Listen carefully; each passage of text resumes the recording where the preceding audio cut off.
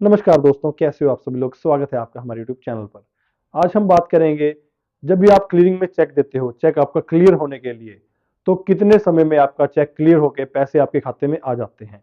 तो अब 2024 चल रहा है, लगभग क्लियरिंग के जितने भी नियम हैं सभी अपडेट होकर के इलेक्ट्रॉनिक क्लियरिंग सिस्टम में शिफ्ट हो चुके हैं। 95% जो क्लियरिंग है, यानी जो चेक पास होने का तरीका है, वो ECS में है। 5% है मैनुअल में होते हैं। तो आज से पहले भी मैंने दोस्तों 2022 में और 2023 में वीडियो बनाई थी। उस टाइम मैनुअल क्लियरिंग चला करती थी। अब जो है ECS का जोर है और काफी चीजें बदल गई हैं। उसके बारे में मैं आपको बताऊंगा कि कितने दिन में कहां पर आप चेक जमा करेंगे, शहर में, मेट्रो में या फिर गांव की ब्रांच में, तो कितने समय में चेक जो है आपके खाते में आएगा। और यदि काफी ज्यादा दिन हो गए हैं, चेक आपका क्लियर नहीं हुआ, तो आप उसको कैसे बैंक से ले पाएंगे। तो जब भी आप अपना चेक मेट्रो ब्रांचेस में या फिर शहरी ब्रांचेस में देते हैं, तो वहां पर चेक क्लियरिंग की एक ड्यूरेशन होती है, यानी कि कुछ जगह पर 11 बजे या फिर कुछ जगह पर 12 बजे चेक जो है स्कैन करके भेज दिया जाता है क्लियरिंग के लिए। अगर आप उस टाइम से लेट हो जाते हैं, तो चेक जो है आपका क्लियरिंग में अगले दिन पेश किया जाता है। और जो चेक क्लियरिंग होती है, यानी कि आज आपका चेक स्कैन करके चला गया, बहुत सी ब्रांचेस ऐसी हैं जो आज ही आपका शाम तक चेक क्लियर करके पैसा आपके खाते में डाल देंगी। ज्यादातर ब्रांचेस में आज आपका चेक प्रस्तुत हुआ है क्लियर होने के लिए, अगले दिन आपके खाते में पैसा आता है। अब अगर आप मान लीजिए कोई ब्रांच है 12 बजे क्लियरिंग लगाती है, स्कैन करके भेजती है चेक, जिसे हम इलेक्ट्रॉनिक क्लियरिंग बोलते हैं, और आप उस टाइम के बाद में बैंक में पहुंचे हैं, तो आपका चेक जो है वो नेक्स्ट डे पर चला जाएगा। यानी कि नेक्स्ट डे जाएगा, तो नेक्स्ट डे अगर वो सेम डे ही क्लियर कर देते हैं तो अगले दिन पैसा आएगा।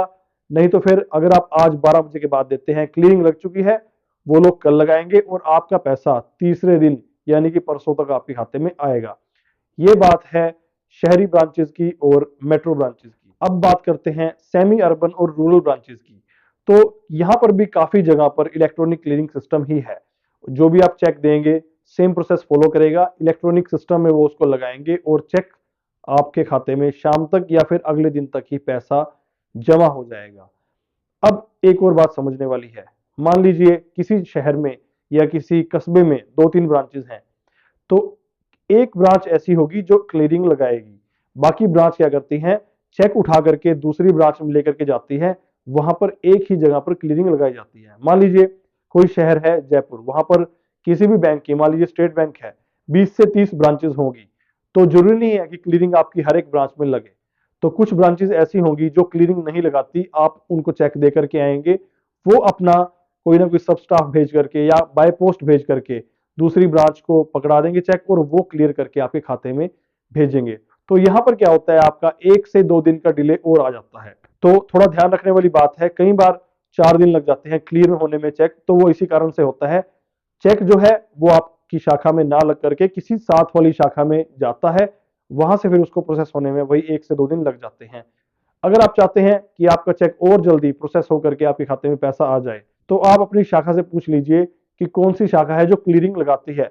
तो डायरेक्ट आप अगर उसी शाखा में अपना चेक जमा करेंगे अपने खाते में आने के लिए, तो आपका चेक जो है वो 1 से 2 दिन के अंदर आ जाएगा और आपका जो टाइम है वो बच जाएगा। तो ऐसा अक्सर उन केसेस में होता है जिनको अपनी लोन की किस्त जमा करनी होती है। कई बार चेक डिले हो जाता है और लोन जो है वो ओवरड्यू में चला जाता है। तो आप ये जान लीजिए, अगर आपको जल्दी है कि किस शाखा में क्लियरिंग लगती है, उस बैंक की आप उस शाखा में जाकर के चेक दे देंगे और आपका सेम डे अगले दिन पैसा आ जाएगा।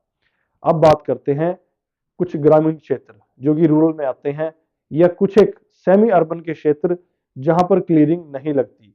तो वहां पर भी क्या होता है, जैसे मैंने आपको बताया, वो बाय पोस्ट चेक को भेजेंगे।